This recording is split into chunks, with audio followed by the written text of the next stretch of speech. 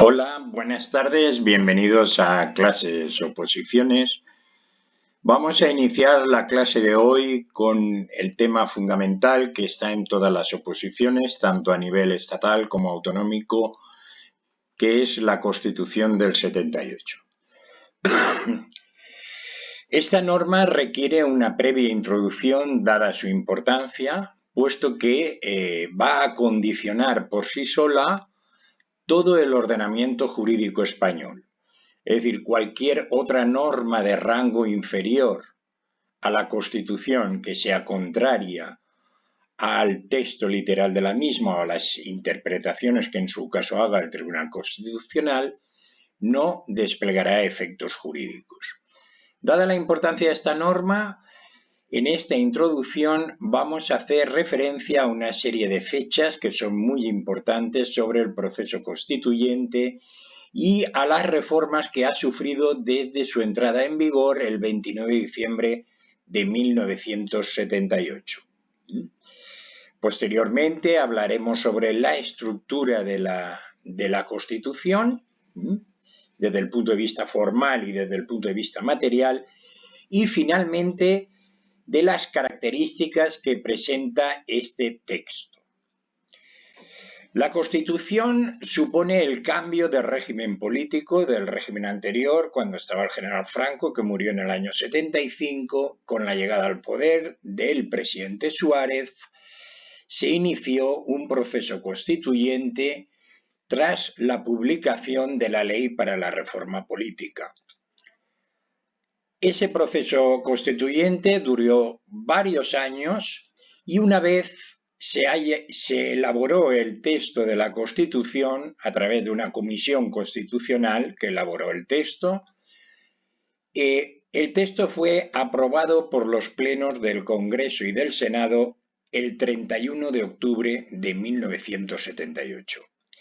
Posteriormente, tan solo a un poco más de un mes después, el 6 de diciembre también del año 78, fue ratificado por referéndum por el pueblo español con una amplia mayoría de respaldo. Finalmente, en el mismo año, hacia el final, el 27 de diciembre, fue sancionada y promulgada este texto por el rey en una sesión conjunta del Congreso y del Senado que se celebró ese 27 de diciembre del 78. Finalmente, tan solo 2 días después, se publicó el texto el 29 de diciembre también del año 78 y entró en vigor la Constitución. La entrada en vigor de la Constitución supuso la derogación automática de todas las leyes del régimen anterior que hasta ese momento estaban vigentes, que fuesen contrarias a la Constitución. No se derogaron, evidentemente, todas aquellas leyes del régimen anterior que estaban en armonía con la Constitución, que eran compatibles con ella. Las otras quedaron automáticamente derogadas. Bien, 4 fechas que es un poco difícil de aprender, pero vamos a dar unos criterios para retenerlas. En principio, como podemos ver, todas son del año 78 y todas van en el periodo del 31 de octubre, que es la primera, hasta el 29 de diciembre, que es la última. Es decir, en un periodo de menos de 2 meses se concentran las 4 cifras. 31 de octubre, 6 de diciembre, 27 de diciembre y 29 de diciembre. Con posterioridad a esta última fecha que entró en vigor la Constitución, se han producido 2 procedimientos de reforma. Una en el año 92, que no tuvo oposición política, puesto que simplemente era la ampliación del sufragio pasivo para los extranjeros residentes en España que pudiesen votar en las elecciones municipales. Y posteriormente, en el 2011, hubo otra reforma que introdujo el principio de estabilidad presupuestaria, que era una exigencia de la Unión Europea, y en función de esta exigencia se realizó esta reforma introduciendo dicho principio. El principio venía a decir aproximadamente que la la diferencia de los presupuestos anuales entre ingresos y gastos sería armónica y más o menos no se produciría un gasto excesivo con arreglo a los ingresos. Habría una estabilidad presupuestaria. Bien, en cuanto a la estructura, podemos hablar desde el punto de vista formal. Consta de un preámbulo. El preámbulo no tiene artículos, no tiene vigor jurídico, es una declaración de intenciones que los legisladores, la comisión que legisló el texto, incluyen con carácter previo. Es como el prólogo de un libro, no llega a ser el libro todavía. Después, y así, a partir del título preliminar, una vez finaliza el preámbulo, hay 10 títulos precedidos por un título preliminar y consta de 169 artículos. Es decir, tenemos el preámbulo, después habrá un título preliminar y después otros 10 títulos numerados del 1 al 10. Y entre todos ellos suman un total de 169 artículos. Luego también las disposiciones adicionales, las transitorias, la derogatoria y la final. Y desde el punto de vista material, cabe hacer una división del texto de la Constitución en dos partes. Por un lado, una parte dogmática, que engloba todo el título preliminar y el título primero. Aquí, en estos dos títulos, tanto en el preliminar como en el primero, no se hace una organización del nuevo Estado que va a surgir tras este texto constitucional, sino que solamente habla de principios programáticos. Así, todo el título preliminar más el título primero, donde se encuentran todos los derechos fundamentales, las garantías de los mismos, etc.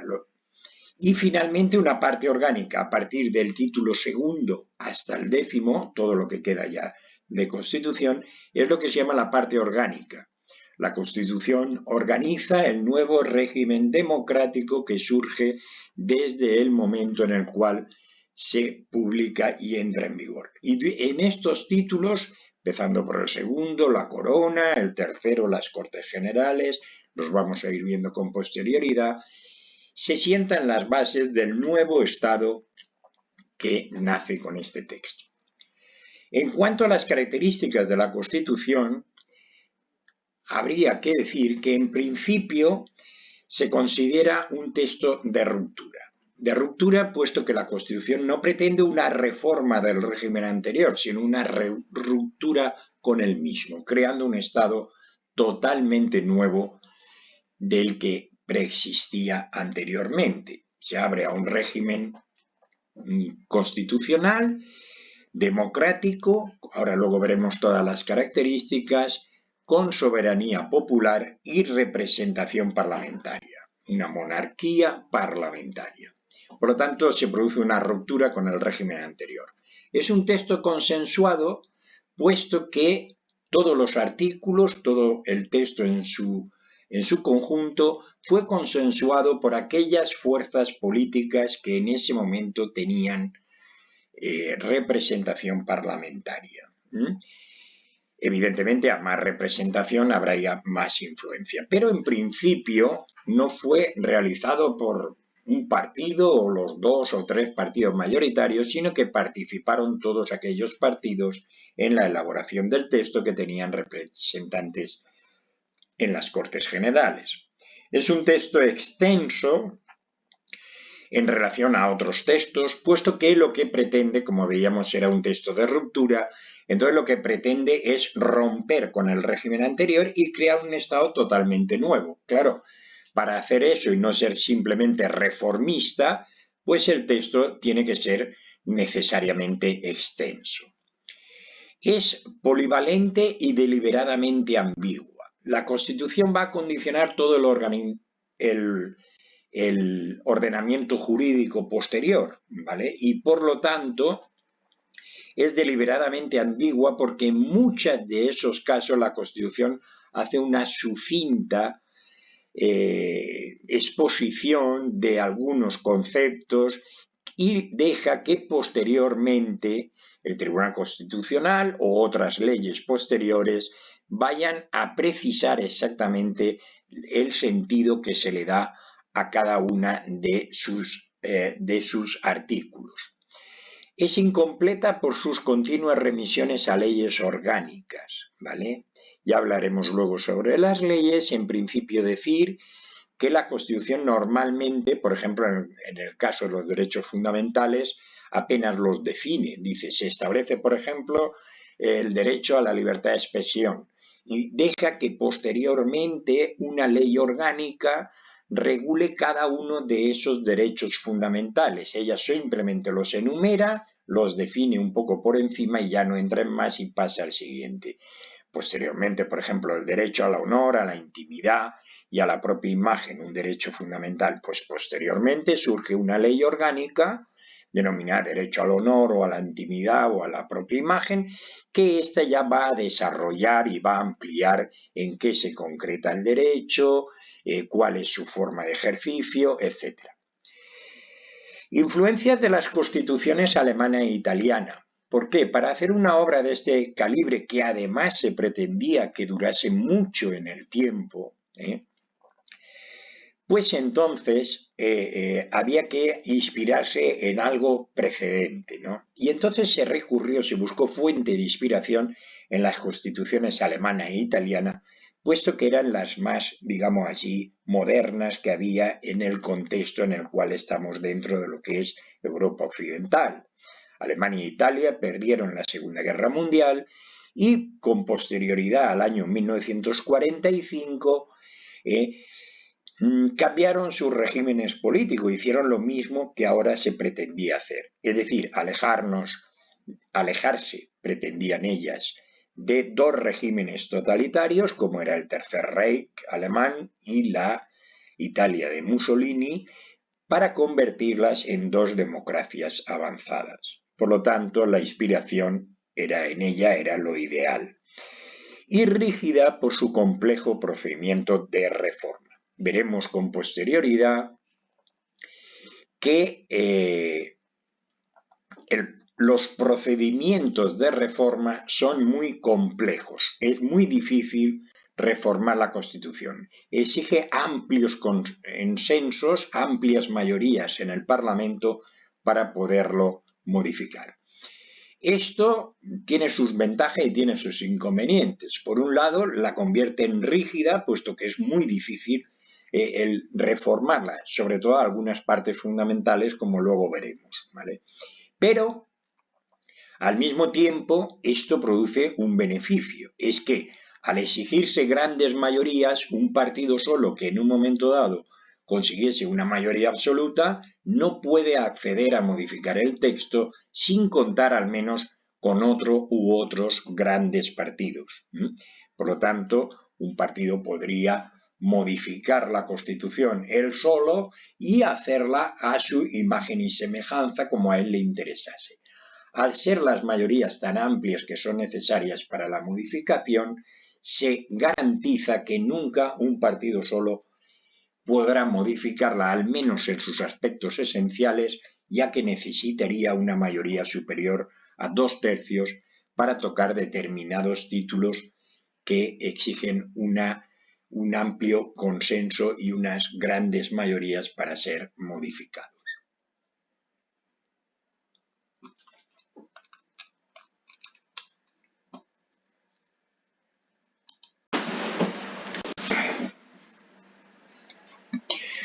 Bueno, una vez visto esta pequeña introducción, vamos a proceder ya al estudio del título preliminar, ¿vale?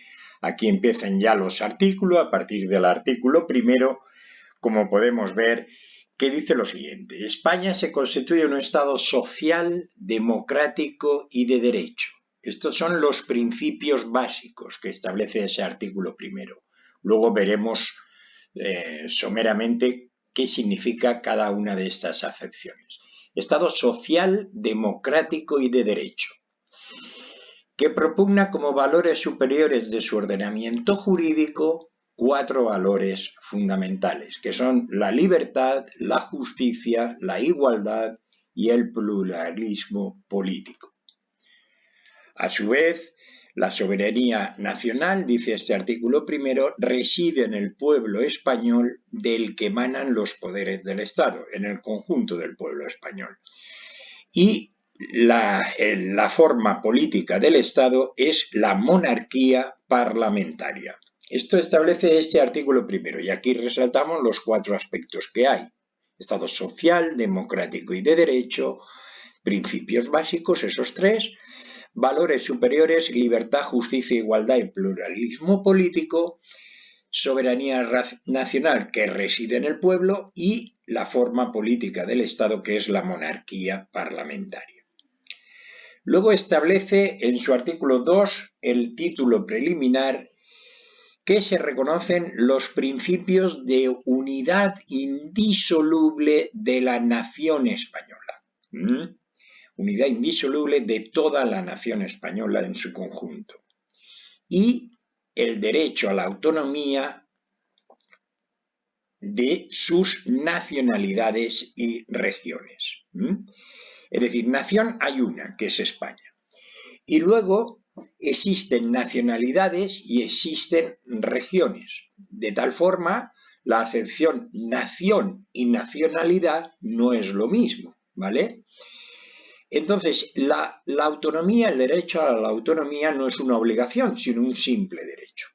Aquellas nacionalidades o regiones. Nacionalidades distingue entre nacionalidades y regiones, puesto que se entiende que por nacionalidades está mencionando aquellas que tienen pues unas características propias que la difieren un poco del resto, que incluso tuvieron ya autonomía durante la Segunda República, como son Cataluña, el País Vasco y Galicia.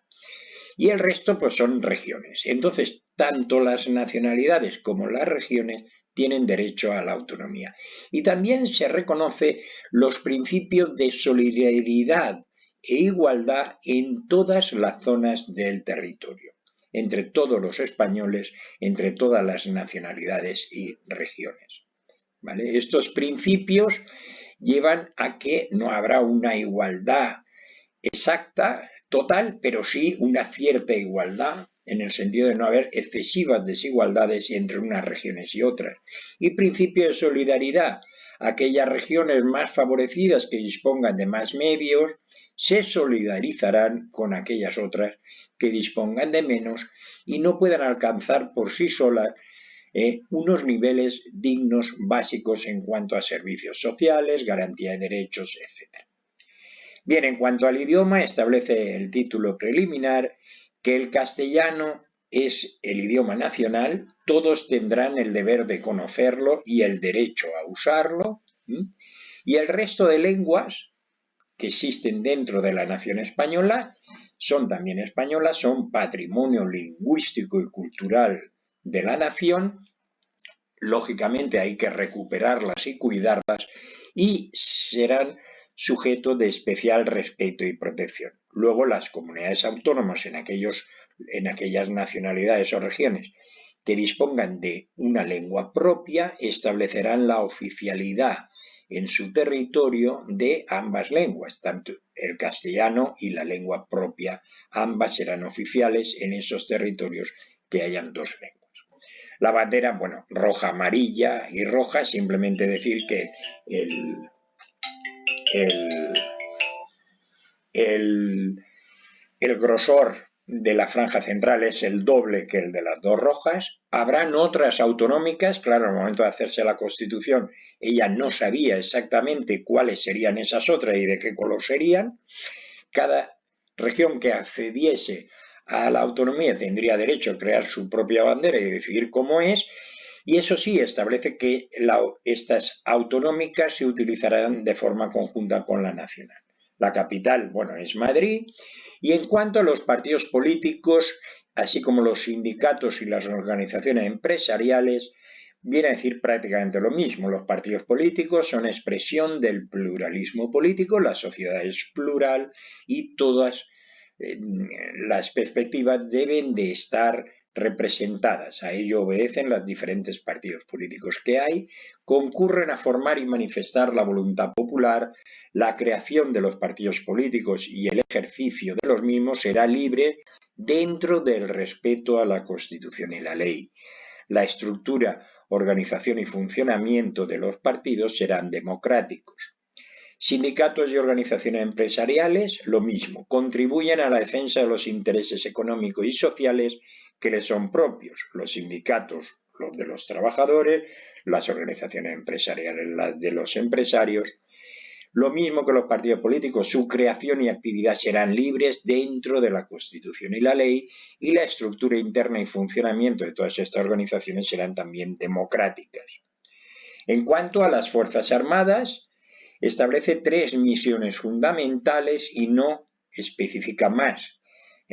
3 grandes misiones generales. Una es garantizar la soberanía e independencia de España, otra defender su integridad territorial y finalmente defender también el ordenamiento constitucional. Es decir, esta Constitución en última instancia sería el ejército quien la defendiese.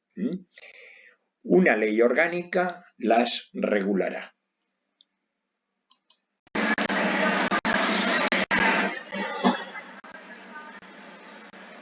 Bien, seguimos dentro de lo que es el título preliminar y en concreto dentro del artículo 9. Hasta ahora hemos hablado de que España se constituye en un Estado social, democrático y de derecho. Bien. Todos sabemos más o menos lo que es un Estado democrático. Pero, ¿qué es un Estado de derecho? Estado democrático, como acepción normal, podemos entender donde la soberanía es popular y se realizan elecciones libres y que el pueblo está representado, que es el soberano, está representado a través de sus representantes. Eso se ve a simple vista y podremos señalar, estudiando un poco por encima, todos los regímenes de los diferentes estados que existen en el mundo, podremos calificar cuáles son democráticos y cuáles no lo son, al menos en principio. Vale. Pero claro, ¿qué es un Estado de Derecho? El Estado de Derecho no se ve tan fácilmente, es decir, no todos los estados democráticos donde hay elecciones son estados de derecho.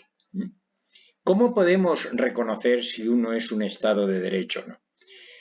Pues bueno, el Estado de Derecho será aquel, en punto de vista teórico, donde se cumple el principio de legalidad. Es la ley la que organiza, distribuye el poder y, por lo tanto, todos están sujetos a la ley. Por eso hablamos de Estado de Derecho. Sujeción de los ciudadanos a la ley, pero también de los poderes públicos, que ostentan el poder, tanto a la Constitución como al resto del ordenamiento jurídico. Así, en este artículo 9 establece la Constitución que los poderes públicos tienen la obligación de promover las condiciones para que sea real y efectiva, removiendo obstáculos que dificulten su plenitud y facilitando la participación de los ciudadanos en la vida política, económica, cultural y social. Y luego habla de 4 principios en líneas generales. Principio de legalidad, principio de jerarquía normativa, principio de seguridad jurídica y principio de interdicción de la arbitrariedad y responsabilidad de los poderes públicos. Estos 4 principios que se enumeran aquí en este artículo son la base del Estado de Derecho. Podemos hacerle la prueba del algodón a ese Estado de Derecho y si se cumplen estos 4 principios podemos hablar que en principio sí que hay un Estado de Derecho y si no se cumplen pues no lo hay, ¿vale? Principio de legalidad es cuando ciudadanos y poderes públicos están sometidos al imperio de la ley. Jerarquía normativa. ¿Qué significa esto? Pues significa que no basta con el principio de legalidad, sino que además es necesario que se cumpla el principio de jerarquía normativa. Es decir, hay diferentes normas y todas ellas son legales y ajustadas a la Constitución. Pero claro, puede darse el supuesto que hayan 2 normas que digan lo contrario. En este caso, ¿qué regla se aplica? No la que le interesa al que tiene el poder, en caso de que exista una contradicción entre dos normas diferentes, sino que se establece una jerarquía normativa. Arriba estaría la Constitución, por debajo en una franja todas las disposiciones con rango de ley, leyes u otras disposiciones con rango de ley, por debajo de la Constitución se deben de ajustar a ella, y aquí estarían pues las leyes orgánicas, las leyes ordinarias, las leyes autonómicas, los decretos leyes, los decretos legislativos y otras disposiciones que sin que se llamen leyes tienen rango de ley, ¿vale? Por debajo de las leyes habrían otras normas jurídicas diferentes. Pueden ser, por ejemplo, los reglamentos. Esto ya no los dicta el Parlamento, sino que los dicta el Poder Ejecutivo. Estas, a su vez, deberían de estar conforme con las leyes, no podrían contradecirlas y tampoco con la Constitución. Entonces se establece una jerarquía vertical de los distintos tipos de normas. Entonces, si hay una contradicción entre una norma y otra, veremos cuál de las dos tiene mayor jerarquía y esa es la que prevalecería sobre la otra norma. Entonces, si solo hay principio de legalidad, pero no hay jerarquía normativa, pues tampoco podemos hablar de un Estado de Derecho. ¿Y qué es la seguridad jurídica? Pues aquí se habla de la publicidad de las normas y de la irretroactividad de aquellas normas que no sean favorables al ciudadano o que sean restrictivas de derechos. Esto es la seguridad jurídica. Si yo tengo una cosa pero la puedo perder, entonces no tengo seguridad jurídica, tengo incertidumbre jurídica, no sé lo que va a pasar, ¿vale? Por lo tanto, todas las normas antes de entrar en vigor se tienen que publicar, publicidad de las normas, para que todo el mundo lo sepa. A partir de mañana que se publica esta norma, tú tienes que hacer lo que pone en la norma o tendrás problemas, ¿vale? Entonces yo ya sé lo que va a pasar a partir de mañana porque se ha publicado esa norma. Entonces ajustaré mi conducta a la norma y entonces sé que si la ajusto tendré la seguridad jurídica de que no me va a pasar nada. Eso es seguridad jurídica. Para eso es imprescindible que las normas se publiquen. Si no se publicasen ni fuesen secretas, entonces podríamos decir que no tenemos seguridad jurídica porque yo no sé lo que puedo hacer o lo que no, ya que no tengo acceso a las normas. Y también irretroactividad de aquellas normas no favorables o restrictivas de derechos. Es decir, pueden ser retroactivas y entrar en vigor un día y aplicarse retroactivamente si son favorables o amplían derechos. Pero claro, en el caso de que no sean favorables al ciudadano o sean restrictivas de derechos, entonces no pueden ser retroactivas. ¿Por qué? Porque si fuesen retroactivas tendría la seguridad jurídica. Yo sé que hoy, por ejemplo, puedo llevar a cabo una determinada conducta porque sé que la ley me lo permite a fecha de hoy. Es posible que mañana o la próxima semana salga una ley que eso que hoy puedo hacer porque me lo permite, lo prohíba. ¿Vale? Bien, pero solo lo podrá prohibir desde el día que salga en adelante. Nunca lo podrá prohibir con efecto retroactivo. Porque claro, si pudiera prohibirlo con efecto retroactivo, yo no tendría seguridad jurídica, ya que hoy puedo hacer esto, la ley no me lo prohíbe, pero la semana que viene o el próximo mes puede salir una norma que lo prohíba y además desde el 1 de enero. Por lo tanto, yo podría incurrir en una ilegalidad y en su caso ser sancionado, por ejemplo, ¿vale? En este caso no hay seguridad jurídica. Si las normas no favorables o restrictivas de derechos se pudieran aplicar con efecto retroactivo, yo no tendría certeza de que estoy haciendo lo correcto, ya que después de haberlo hecho me pueden decir que era correcto pero ahora ya no lo es y me pueden sancionar también. Entonces no estaríamos en un Estado de Derecho. Y el principio de interdicción de la arbitrariedad y responsabilidad de los poderes públicos lo que significa es que la administración pública responde de daños y perjuicios causados al ciudadano si excede los límites legales. El ciudadano se somete al poder de la administración pública siempre que esté dentro del poder del principio de legalidad. Ahora, si la administración pública me causa a mí un perjuicio y no está amparado en una norma existente para causarme ese perjuicio, yo no tengo el por qué soportarlo y por lo tanto me tendrá que indemnizar los daños que me ha causado. Si esto se cumple y es así, también estamos dentro de un Estado de Derecho. Si esto no es así, pues evidentemente no lo estamos.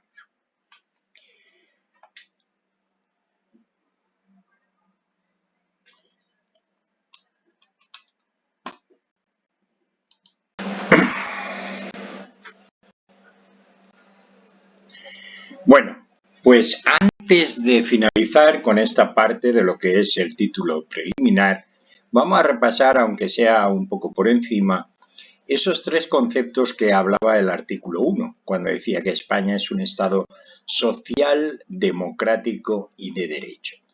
¿Qué sentido tiene en líneas generales? Habría que hablar mucho sobre cada uno de estos tres aspectos, pero en líneas generales, por tener una idea, ¿a qué se refiere con eso de Estado social, Estado democrático y Estado de derecho? El Estado social surge aproximadamente después de la Segunda Guerra Mundial. En 1948 se produce la Declaración Universal de los Derechos Humanos y en ella se reconocen una serie de derechos. Habría que decir que antes, lo que era finales del siglo XIX, el Estado netamente liberal no reconocía tales derechos, solamente algunos de ellos. Sin embargo, el Estado social podemos decir que nace con posterioridad a esa Segunda Guerra Mundial. Este Estado social frente al Estado liberal tiene una serie de matices distintos. Por ejemplo, reconoce las pretensiones de los individuos, protección social a los ciudadanos, obligación de garantizar el bienestar y las necesidades individuales y colectivas, etc. Social, en este sentido, se refiere a igualdad. Frente a un Estado que no participaba, que se mantenía al margen, el Estado aquí toma un papel más activo en la política económica y sobre todo en la política social. Estado social viene a significar el principio de redistribución y protección de protegiendo los derechos de los menos favorecidos, sobre todo aquellas personas que objetivamente podemos decir que son menos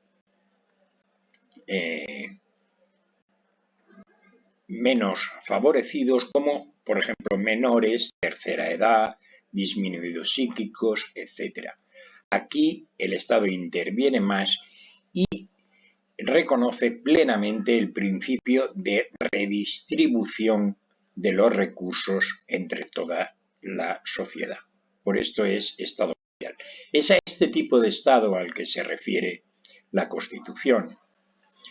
Por Estado democrático reconocemos el principio básico de soberanía popular, puesto que sin este principio no se puede hablar de Estado democrático.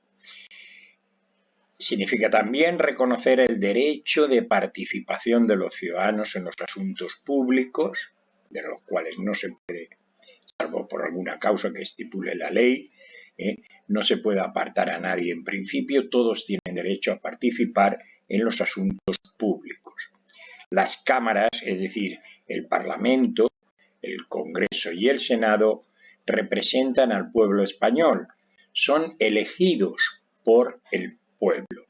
Se trata de un Estado democrático basado en la representatividad. A través de representantes, el pueblo soberano, en las cámaras, que en este caso Congreso y Senado, las Cortes Generales, es donde está representada la voluntad popular. El origen de la justicia también emana del pueblo, aunque sea aplicada por unos magistrados profesionales.